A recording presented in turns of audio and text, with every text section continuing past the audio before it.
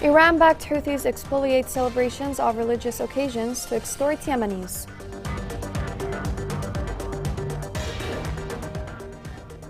Houthi rejection to renew the truce pushes the future of Yemen into the unknown.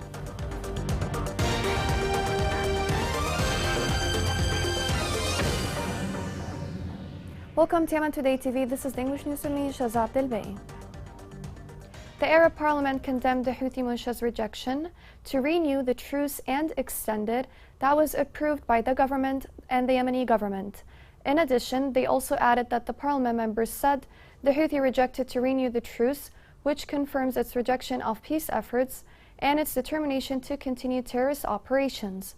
The parliament stressed the need for the international community to support efforts to extend the truce in Yemen. Warring parties started to mobilize troops shortly after the deadline of the truce passed without extension. Iran-backed Houthis escalated in different fronts, while government forces stay ready to deter such attacks. This report has more details. Heavy clashes between Iran-backed Houthi rebels and government forces have killed at least 8 people, a security official confirmed last Friday. The fresh round of violence comes amid heightened tensions following last week's failure to extend a ceasefire between the warring sides. The official said exchanges of fire broke out late Thursday night in the contested western area of Jaffa, killing 4 troops from either side and injuring 5 others. The failure to extend the nationwide truce last Sunday has threatened to reignite the bloody civil war after a 6-month cessation in frontline fighting. The Houthis blamed the dead-ended negotiations on the United Nations, which has facilitated the ceasefire talks, while the US envoy to Yemen accused the rebel group of derailing the talks through last-minute demands. As Sunday's deadline for a renewed agreement passed, both sides reportedly deployed reinforcements to the frontline cities of Ma'rib and Taiz and exchanged gunfire in the western governorate of Ad-Dala. The United Nations-backed truce took effect in April and had originally established the partial opening of the capital's airport and the Red Sea port of Hodeidah, as well as the lifting of the Houthi blockade on the country's 3rd largest city, Taiz. However, disagreements over the opening and control of Taiz's key entry roads meant the city has remained under a Houthi-imposed siege. The fighting has turned Yemen into one of the world's worst humanitarian crises, pushing the Middle East's poorest nation into near famine. The United States Organization of Peace awarded 2 Yemeni women the Making Peace Prize. In addition, the 2 Yemeni women, Mona Laqman and Ruma Al-Damsi, were among 6 women selected to win this award from the U.S. Institute of Peace.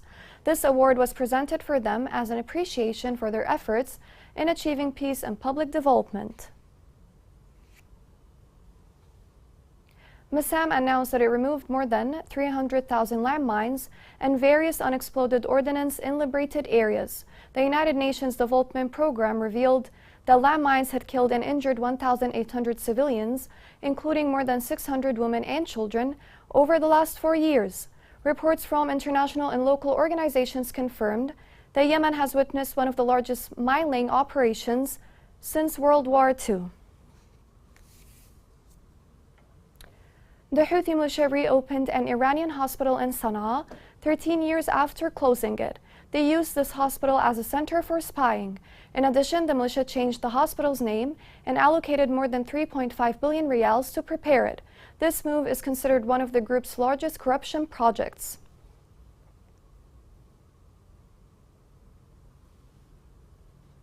The Iran-backed Houthis are collecting fees from businessmen and shop owners in areas under their control, under the guise of funding events to mark the occasion of the Prophet Muhammad's birthday. The fees range from 5,000 Yemeni riyals to 10,000 riyals on shop owners, to hundreds of thousands of riyals on businessmen. This report has more details. Green lights have been spreading in the Yemeni capital Sana'a as the sun goes down. as part of a ceremony imposed by the Houthi group on the celebration of Prophet Muhammad's birthday. The Houthi group resorts to using this occasion and mobilizing it by forcing talks about political issues related to the conflict and the ongoing war in the country. In Houthi-controlled areas, residents are complaining of the group's exploitation of the occasion to impose taxes and collect donations for their own benefit or to support the fronts, which are among the annual events, even though the country is experiencing a deterioration in living conditions and a human tragedy. The Houthi celebration this year coincides with the end of the UN truce in Yemen, and this encouraged Houthis to send messages to citizens, either to celebrate the Prophet's birthday and donate, or to be included among the fighting fronts. And citizens feel fear if they do not respond to these calls. A Yemeni researcher said that Muslims celebrate the Prophet's birthday in all parts of the Islamic world, but the Houthi celebration is a kind of search for political legitimacy and religiously wraps it up with the Prophet's birthday to tickle the feelings of the poor citizens. He believes that the danger of political exploitation of the Prophet's birthday is a transformation of celebrating the malicious sectarian ideologies rather than celebrating the Prophet's birthday and his message, the message of Islam. And thus, they are trying to portray the matter as if they are celebrating their leaders who established for them all these political privileges, which offends the messenger and the message of Islam.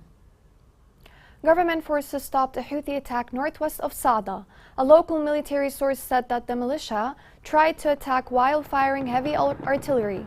The source added that the government forces dealt with the elements, inflicted heavy losses on them in lives and equipment, and forced them to retreat.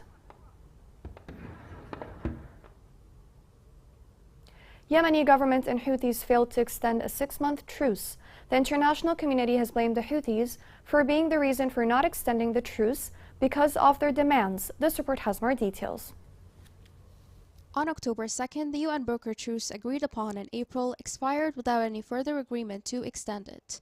This decision has the potential to plunge Yemen back into a cycle of bloodshed, after the longest period of calm the country has experienced since the conflict began in 2015. Firmly supported by UN Special Envoy Hans Grunberg, the ceasefire initially allowed the partial opening of the Houthi-controlled Sana'a airport, as well as the Red Sea port of Hodeidah, and sought to relieve the Houthi blockade on Taiz, the country's third biggest city. Despite limited progress on some fronts and claims of breaches of the agreement by both sides, the truce has resulted in a substantial decrease in fighting within the country, resulting in a drastic reduction in casualties and displacement. However, without an extension of the ceasefire, it will be impossible to fully capitalize on the gains made thus far.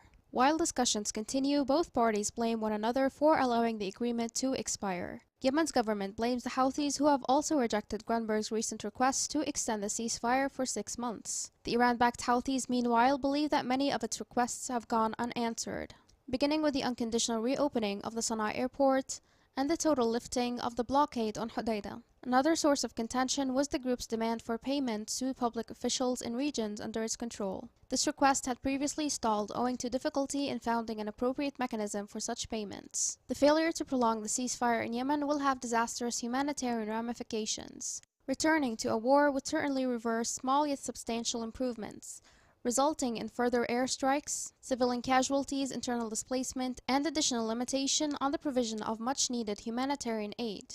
Without the truce, fuel shipments into Yemen's north will most certainly be interrupted, adding to an increase in food and other commodity prices that are vital to resolving Yemen's food security issue. The inability to extend the ceasefire or develop a lasting truce represents a severe setback for Yemeni peace efforts, despite ongoing regional and international diplomatic efforts. If the escalation is the only remaining course of action at this stage, the focus is on keeping all channels of communication open in the absence of such an agreement. Coming next in the news.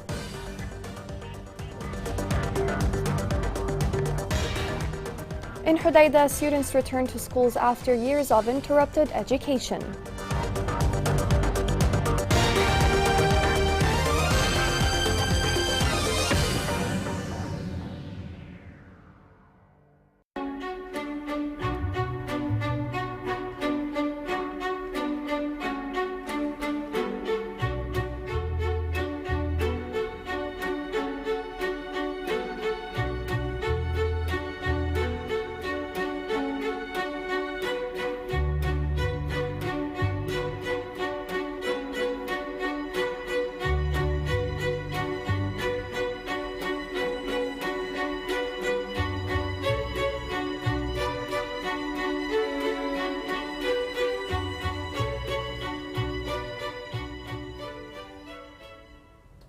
Welcome back.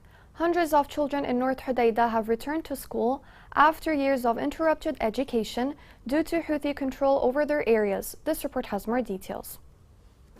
After years of forced deprivation owing to the Houthi terrorist militias' rule over their communities, hundreds of children attended the May 22nd school and Al Saleh school in Uzlat al-Nizali, east of Hais this year. With unwavering determination, children from rural communities come to schools every day to pursue their education.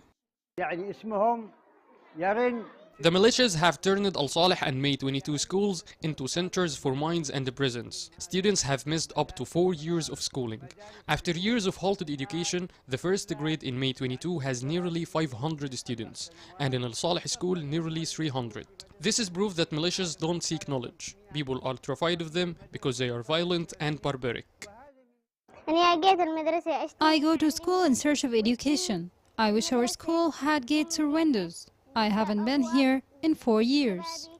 For many of these children, their formative years have been bereft of schooling, and they have been deprived of their right to primary education. Those who dropped out of school returned with a hunger to learn. They exercise discipline in their pursuit of knowledge and concerned with the school's humble facilities or the scorching rays of the sun. They march on, ambition propelling them, eyes trained on a better future.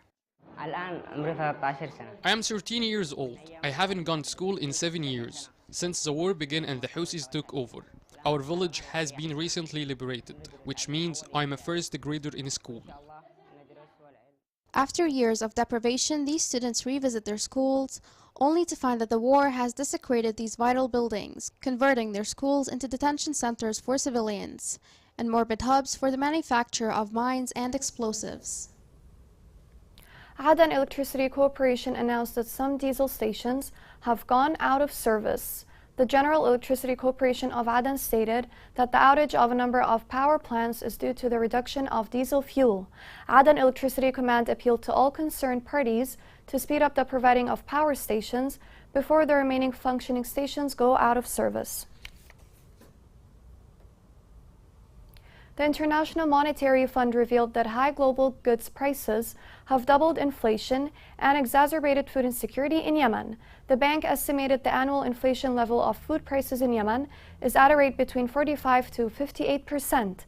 The bank stated that Yemen faced a decline in the volumes of wheat imported from Russia and Ukraine, amounting to about 40% of its needs, and is unable to find an alternative to import.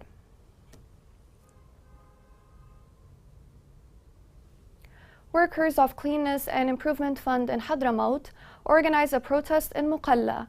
In addition, they protested their demands and payment of their dues, requesting to be provided with housing, lands, medical and social insurance because they are more vulnerable to diseases.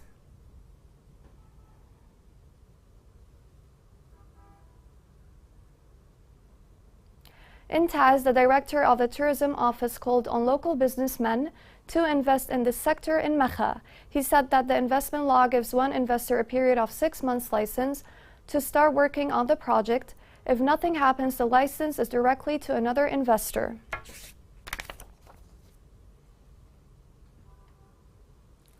In Taz, citizens complain from the spread of counterfeit medicines in the pharmacies and the hospitals of the city. This puts danger on the health of the Yemeni consumers. This report has more details. Many citizens are standing in this warehouse to search for the type of effective medicine. After obtaining it has become very difficult in light of the spread of smuggled medicines amid an unprecedented medicine crisis that Taiz is experiencing. طبعا الأدوية المهربة وخصوصا المزورة هذا بلاء وسرطان على المجتمع. Smuggled and fake medicines are a curse for the society. We make every effort here in the health office, like mentoring pharmacies. But the main ports remain opened. So, medicines should not enter without review from the General Authority for Medicines.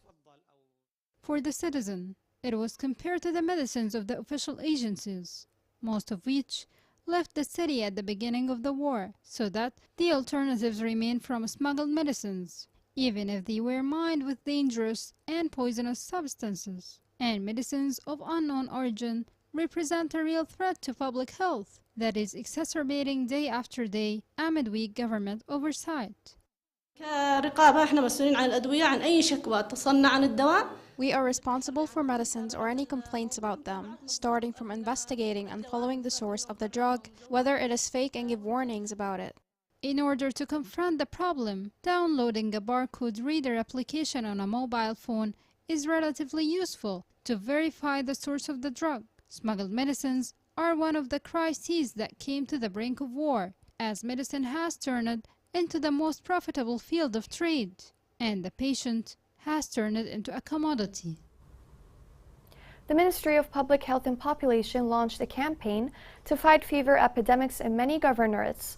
The director of the technical office said the interventions will be implemented in 8 targeted areas, including Adan, Abyan, Shabwa, Hadramaut, Al-Wadi, and Ma'rib. He also appreciated the efforts of the primary healthcare sector, represented by the National Malaria Control Program, to implement these interventions. Here's a reminder of the main headlines.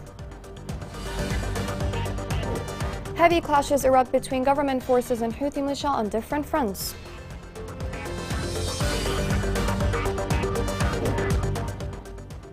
Iran-backed Houthis exfoliate celebrations of religious occasions to extort Yemenis.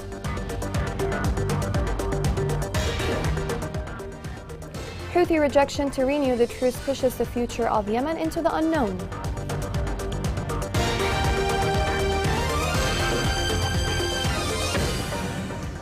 This is the end of the news. Thank you for watching.